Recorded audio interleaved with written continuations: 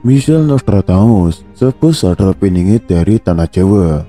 Michel Nostradamus yaitu salah satu tokoh terkenal dengan ramalan-ramalannya yang dianggap tepat dan akurat. Nostradamus adalah seorang warga Prancis keturunan Yahudi menurut ramalan Michel Nostradamus yang ditulis oleh Hewitt dan Peter Lorre dalam buku The End of the Millennium Prophecies 1992 sampai 2001. Pada ramalan Nostradamus tahun 2023 disebutkan secara lebih khusus mengenai munculnya seorang pemimpin yang akan merubah dunia. Tafsir ramalan Nostradamus mengarah pada seseorang pemimpin penyelamat dunia berasal dari Indonesia. Di antara tafsiran tersebut yaitu terletak di pertemuan tiga buah laut, muncul dari negeri yang terletak di pertemuan tiga buah laut, yang berarti kemunculannya dari pertemuan tiga buah laut. Sebelah utara Pulau Sulawesi adalah Laut Sulawesi, di sebelah selatannya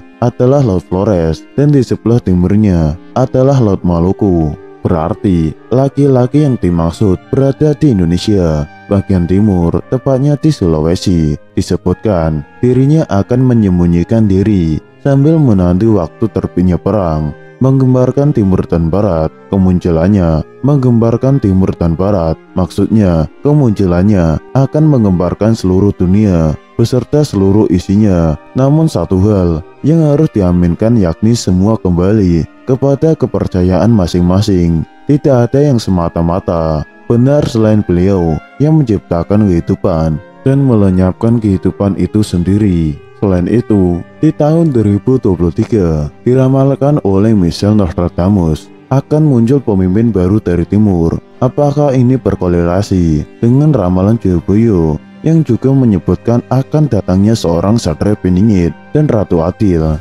Michel Nostradamus adalah seorang warga Prancis. Beliau ini keturunan Yahudi. Ia salah satu tokoh terkenal dengan ramalan-ramalannya yang dianggap tepat dan akurat.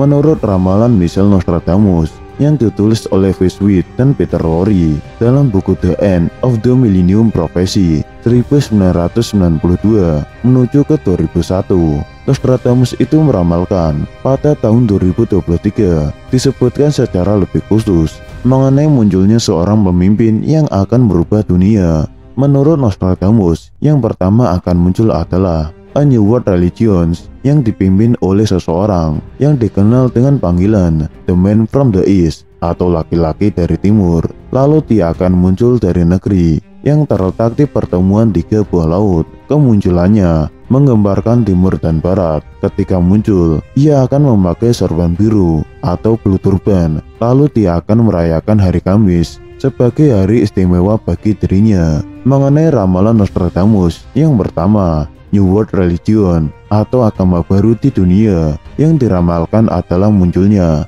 agama baru penguasa dunia yang tidak pernah dikenal dan diperkirakan oleh umat manusia di seluruh dunia. Mungkin agama itu adalah agama Trisolo hidup, yakni agama yang hanya berisi 3 perintah dan 3 larangan. Mengenai 3 perintah itu adalah manusia harus melakukan perbuatan yang benar, lurus, dan jujur. Dan ketika larangan itu, manusia tidak boleh melakukan perbuatan yang merugikan orang lain, tidak boleh mencuri, dan berbuat kejahatan. Tafsir selanjutnya mengenai The Man from the East atau laki-laki dari timur. Itulah julukan yang diberikan kepada pemimpin agama baru ini. Dikatakan dia akan menghapus seluruh agama-agama dan akan mendirikan agama baru yang akan dianut semua makhluk di jagat raya. Mungkin dialah sosok satria peningit yang akan menjadikan dunia ini damai dengan apapun yang ada di dalamnya. Lalu tafsir yang ketiga, muncul dari negeri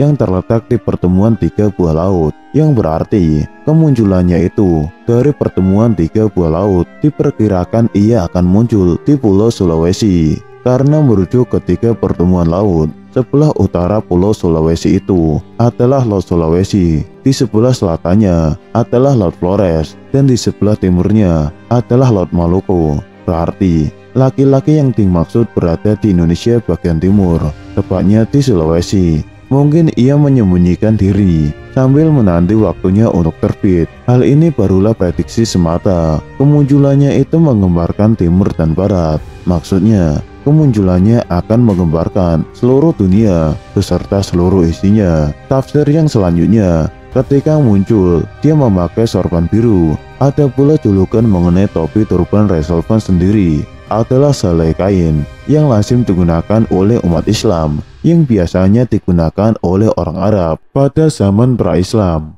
untuk mengatasi hawa dingin atau tariknya matahari. Lalu tafsir berikutnya, ia merayakan hari Kamis sebagai hari istimewanya, mungkin karena hari lain adalah hari istimewa untuk agama lainnya.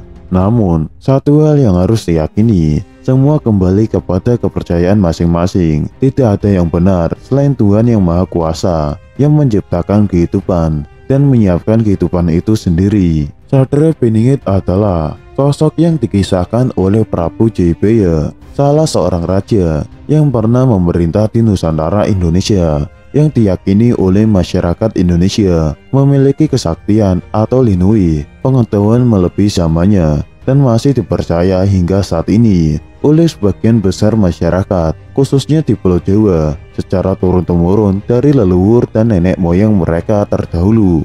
Dikatakan bahwa Satria Piningit sebagai putra Batara Indra berparas seperti Kresna, berwatak seperti Baladewa, dan bersenjatakan Trisula Weda. Kemunculannya juga dikatakan dalam kisah lain oleh seorang raja terakhir dari kerajaan Pajajaran, salah satu kerajaan di Nusantara, bernama Prabu Siliwangi. Sebagai seorang budak Angon, anak pengembala, kedatangan Satria Piningit sebagai bocah Angon yang akan mengembalakan daun kering dan ranting banyak dimultitafsirkan oleh beberapa kalangan masyarakat sebagai upaya Satria Piningit dalam mengumpulkan persoalan-persoalan dan solusi untuk mendirikan Ratu Adil. Kepercayaan masyarakat terhadap datangnya kepemimpinan yang adil bagi seluruh umat manusia dan alam semesta. Dikisahkan juga bangunnya Ratu Adil adalah untuk merestorasi sistem kepemimpinan yang semena-mena sebelumnya, serta membawa bangsa dan negara kepada zaman baru. Dalam salah satu syair lagu kuno, menurut salah satu tokoh penyebar agama Islam di Nusantara, yaitu Sunan Kalijaga, bocah Angon adalah sosok yang berusaha memanjat pohon belimbing untuk diambil buahnya, yang bermakna seperti buah belimbing yang berbunduk bintang dengan 5 arah mata angin seperti kelima rukun Islam. Ada yang berpendapat bintang tersebut dimaknai sebagai Nabi umat Islam Muhammad. Ada banyak pandangan di kalangan masyarakat tentang apa yang digembalakan oleh bocah Angon. Pendapat yang memiliki referensi akurat melalui ketiga tokoh di atas.